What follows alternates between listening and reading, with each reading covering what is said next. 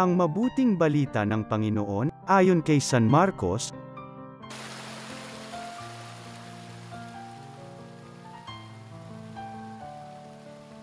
Noong panahong iyon, pag-uwi ni Jesus, muling nagkatipon ang napakaraming tao. Ano pat hindi man lamang makuhang kumain ni Jesus at ng kanyang mga alagad. Nang mabalitaan ito ng kanyang mga kasambahay, sila'y pumaroon upang kunin siya, sapagkat ang sabi ng mga tao, nasisiraan siya ng bait. Ang mabuting balita ng Panginoon.